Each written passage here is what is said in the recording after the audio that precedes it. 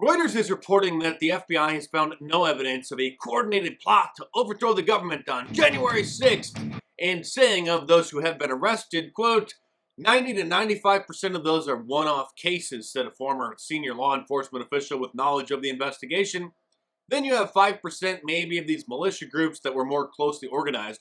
But there was no grand scheme with Roger Stone and Alex Jones and all of these people to storm the Capitol and take hostages. So the day this report was released, vindicating Alex Jones, who you've probably seen on video with a bullhorn that day, urging people to stay calm when things started getting carried away, the Department of Justice issued an arrest warrant for InfoWars co-host Owen Schroyer for standing on the steps outside of the Capitol with Alex that day. He had turned himself into authorities on Monday, and equally shocking is that the judge granted him bail. I actually thought there was a less than 1% chance that he would get out and figured that he would be rotting in jail for at least 6 months until his trial. But surprisingly, and thank God, the judge let him out on bail and is actually pushing back against the Department of Justice. The Washington Post reports judge wants the Justice Department to detail their decision on charging InfoWars correspondent accused in the January 6th riot. A federal judge wants prosecutors to explain whether they consider the correspondent for the right-wing website InfoWars a member of the media when charging him in participating in the storming of the Capitol on January 6th. Of course, he didn't storm anything. The barriers had been removed before he even got there. Like many others, had no idea that they weren't supposed to be that close to the Capitol, or, God forbid, standing on the steps outside.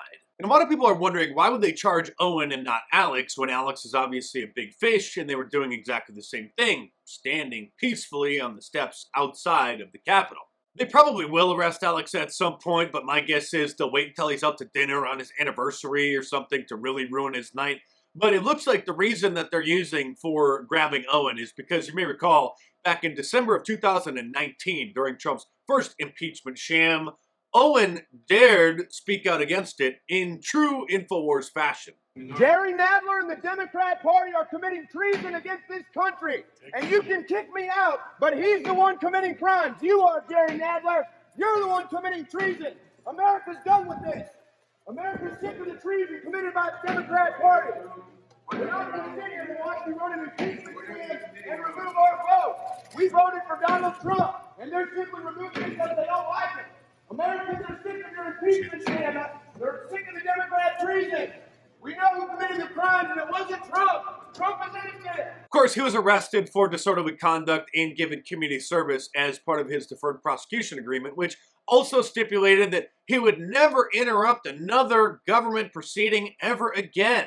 And so the Department of Justice is claiming that he violated that agreement by standing on the steps outside of the Capitol on January 6th. He set up a GoFundMe page to crowdsource his legal defense fund, which was immediately shut down for violating their terms of service, because only violent leftist terrorists are allowed to crowdsource their bail money and legal defense funds and have Democrat members of Congress and senators help support the cause. He then set up a page on Give, Send, Go, which actually allows patriotic Americans to fundraise for various causes, which you can find at defendowen.com if you want to chip in $5 or $10 or however much you want to help to support his defense.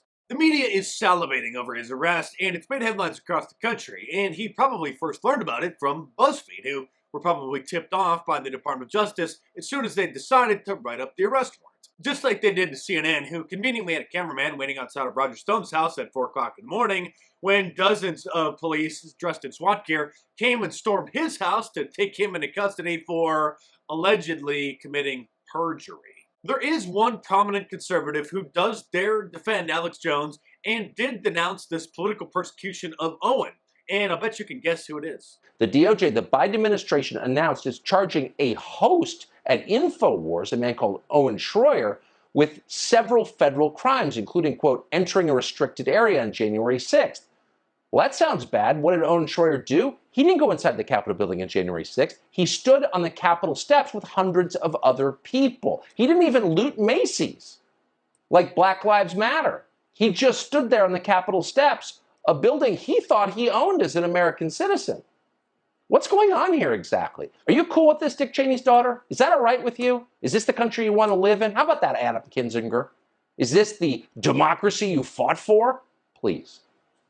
So the ringleaders of the riots go free, especially if they're working for the FBI, but the people who offend Joe Biden's friends, they're in jail. I actually hung out with Owen a couple years ago in Washington, D.C. after the White House Social Media Summit. InfoWars had sent a crew there, so it was him, Harrison Smith, Greg Reese, whole InfoWars crew, all a bunch of great guys, so I hope that you will support them. In other legal news, Enrique Tarrio, the chairman of the Proud Boys, has just been sentenced to 5 months in jail for burning a Black Lives Matter flag that the Proud Boys tore down from the side of a building during one of their counter-protests. Prosecutors wanted him charged with a hate crime, and of course, the Proud Boys have been branded a white supremacist organization, even though their leader is a guy named Enrique who looks black.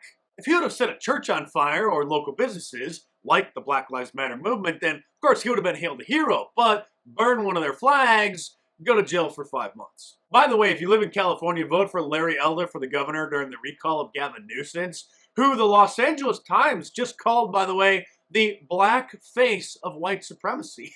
Well, this is not a joke. This is not a parody. They really did. I actually interviewed him last year about a documentary that he produced. If you missed it, you can go to my YouTube homepage and scroll down to the interviews playlist. And this is also not a joke, by the way. A man may go to jail for watching Mike Lindell's live stream of his cyber symposium last week about the 2020 election because, well, he was arrested at the January 6th protest, and one of the conditions upon his release was that he's not allowed to use the internet. So he got busted watching a live stream on his phone, and now prosecutors want him sent back to jail. And as you know, I am the king of the segue into my merch plug, and somebody who should be in jail is Dr. Fauci. So order my new Arrest Dr. Fauci shirt from my online store at markdice.com. And like all of my designs, it's available in a t-shirt, long sleeve, and a hoodie, and a whole bunch of different colors as well. So head on over to markdice.com or click the link in the description below and check it out.